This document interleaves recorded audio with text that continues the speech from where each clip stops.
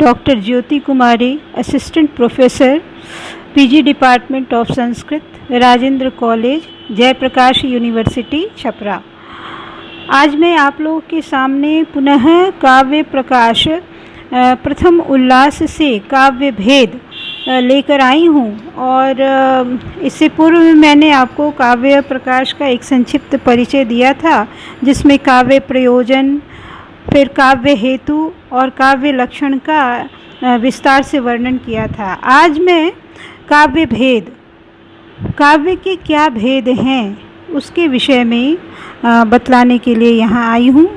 और जैसा कि आरंभ में ये प्रथम उल्लास का ही विषय है, और आगे मैं इसके लक्षण और उदाहरण सहित इसकी व्याख्या करूँगी।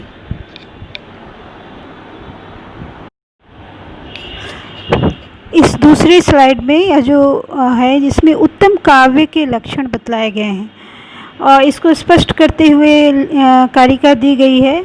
इदम उत्तमम अतिशयिनी व्यंग्य वाच्याद ध्वनि बुधे कथितः। इसका क्या अर्थ है? अर्थात अभिधा वृत्ति द्वारा बतलाए जाने वाले अभिधेय अर्थ से व्यंजना वृत्ति द्वारा बतलाए जाने वाले व्यंग्य अर्थ के अधिक चमत्कारजनक होने पर यह काव्य विद्वानों द्वारा उत्तम माना गया है। इसी को विद्वानों ने ध्वनि काव्य कहा है। तो हम इसे अत्यंत साधारण भाषा में अगर समझें तो हम कह सकते हैं कि जहाँ वाच्य अर्थ की अपेक्षा व्यंग्य अर्थ का अधिक चमत्कार होता है, वहाँ वह जो काव्य है वह उत्तम काव्य कहा जाता है, और विद्वानों के अनुसार यही ध्वनि काव्य है। अब इसको हम आगे स्पष्ट करते हुए बतलाएंगे कि यहाँ पे इस कारिका में इदम, एक ये शब्द का प्रयोग हुआ है, जो क्या है, इदम इति काव्यम। इदम क्या है? इदम काव्य के लिए प्रयुक्त हुआ है।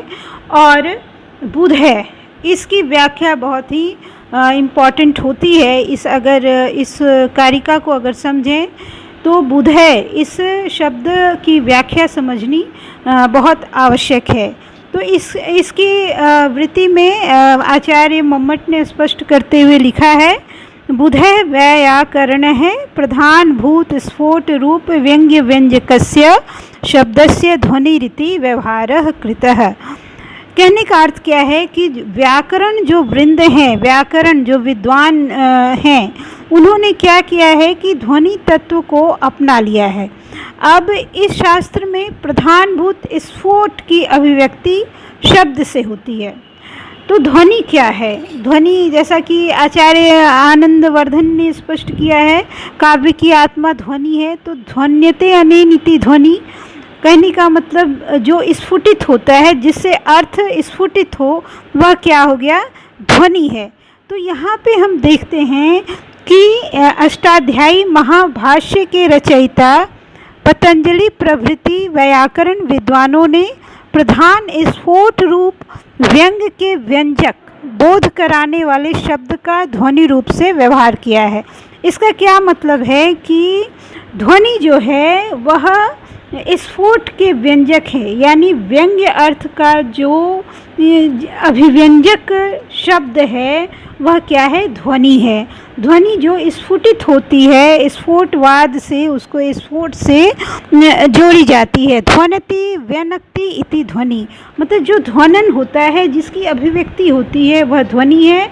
और यह ध्वनि कैसे आती है? तो प्रधान स्फोट रूप व्यंग्य के व्यंजक के रूप में हम इस ध्वनि को समझते हैं। इसलिए आचार्य, इसके आगे आचार्य ने लिखा है कि ततः तन मतानुसारी भी अन्यरपि न्यग भावित वाच्य व्यंग्य व्यंजन क्षमस्य शब्दार्थ युगलस्य यथा। इसी कारण उनके मत का अनुसरण करने वाले आनंदवर्धनाचार्य प्रभृति अलंकार शास्त्र के विद्वानों ने ध्वन्यालोक आदि ग्रंथों में वाच्य अर्थ को प्रधान बना देने वाले तथा व्यंग्य अर्थ के व्यंजक प्रकट करने में समर्थ शब्द एवं अर्थ इस उभय रूप वाले काव्य का ध्वनि काव्य नाम से व्यवहार किया है।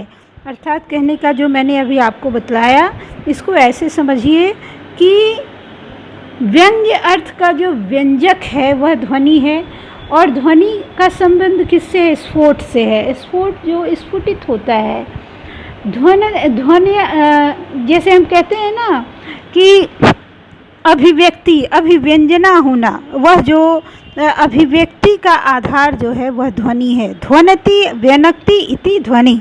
तो इस तरह से जो प्रतीयमान अर्थ है, जो व्यंग्य अर्थ है, उसका बोधक तत्व क्या हो गया? ध्वनि है। और इसलिए यहाँ पे ध्वनि की महत्ता बतलाई गई है। अगर हम इसे व्यंग्य काव्य कहेंगे तो इसे हम विद्वानों ने इसको ध्वनि काव्य कहा है। बस यही आप समझिए कि जहाँ पर वाच्य अर्थ की अपेक्षा व्यंग्य अर्थ अधिक चमत्कार युक्त होता है, उस काव्य को हम उत्तम काव्य कहते हैं, और इसे ही हम ध्वनि काव्य कहते हैं। तो यहाँ पर मैंने ध्वनि को स्पष्ट किया, और व्याकरणों ने इस चीज़ को, इस तत्व को स्फोटवाद से जोड़ा है। जो और जो व्यंग्य अर्थ, प्रधानभूत स्फोट जो व्यंग्य है, उसका जो अभिव्यंजक है वह ध्वनि है। इसलिए इसको हम क्या कह सकते हैं? ध्वनि काव्य कहते हैं। गड़बड़ाया। इस तीसरे स्लाइड में ध्वनि काव्य का एक सुंदर उदाहरण दिया गया है। जैसा कि नायक के बुलाने को भेजी गई, किंतु स्वयं उसके साथ विषयोपभोग करके लौटी दूती के प्रति उसके स्नान कार्य के प्रकट करने के ब्याज से उसके विषयोपभोग को प्रकट करने वाली किसी चतुर उत्तम नायिका की उक्ति में ध्वनि काव्य का उदाहरण है। और यह उक्ति क्या है? यहाँ पर मैंने स्लाइड में दिखलाया है। निःशेषच्युत चंदनम स्तन तटम न पुनः तस्य अधमस्य अंतिकम न पुनः तस्य अधमस्य अंतिकम। तो यहाँ पे ये उदाहरण है, जैसा कि मैंने अभी स्पष्ट किया, यहाँ वाच्य अर्थ की अपेक्षा व्यंग्य अर्थ अधिक स्पष्ट हो रही है। अतएव मम्मट आचार्य के मत से उत्तम काव्य का यह उदाहरण है। यहाँ देखिए, यहाँ एक अधम पद आया है। इसका क्या अर्थ है? अत्र तद अंतिकम एव रंतुम गता असीति प्राधान्येन अधम पदेन व्यज्यते। यानी नायिका ने जिसे नायक को बुलाने के लिए भेजा था, जिस कार्य के लिए भेजा था, वह कार्य ना करके नायिका यहाँ यह बतलाना चाह रही है कि तू उस नायक के समीप रमण करने के लिए ही गई थी। और यह बात प्रधान रूप से अधम पद से पता चलता है। तो ये अधम पद जो है वो काव्य का चमत्कार है। वाच्य अर्थ की अपेक्षा व्यंग्य अर्थ को अतिशय चमत्कारपूर्ण अभिव्यक्ति प्रदान करता है। तो यहाँ अधम शब्द जो है वो नायक के लिए प्रयोग हुआ है, और इसीलिए ये उत्तम काव्य, ये ध्वनि काव्य का उदाहरण है, उत्तम काव्य का यह उदाहरण है। यहाँ पे हम देख सकते हैं कि नायिका ने बहुत ही सुंदर ढंग से, बहुत ही अपनी अभिव्यंजनापूर्ण उक्ति के द्वारा जो अपनी सखी है या जिसको उसने नायक को बुलाने के लिए भेजा था, उसके कृत्य को और उस अधम यानी जो नायक है उसके कृत्य को बहुत ही अच्छे ढंग से अभिव्यक्ति प्रदान की है। और इसलिए यह कह सकते हैं कि यहाँ जो अधम पद है उसमें काव्य का चमत्कार बहुत ही सुंदर ढंग से दिखता है।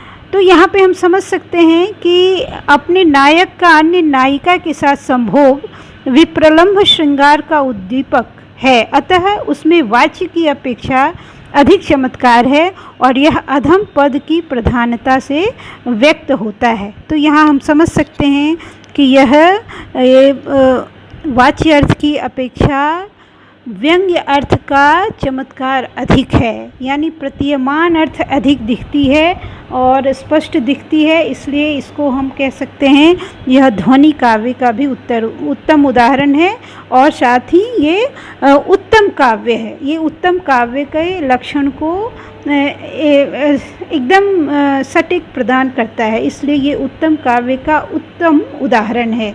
तो हम बस अभी तक मैंने आपको जितना बतलाया उत्तम काव्य के लक्षण और उसके क्या उदाहरण सहित मैंने जो व्याख्या दी। अब अगले क्लास में मैं इसकी अगली कारिका को लेकर आऊँगी। तब तक के लिए धन्यवाद।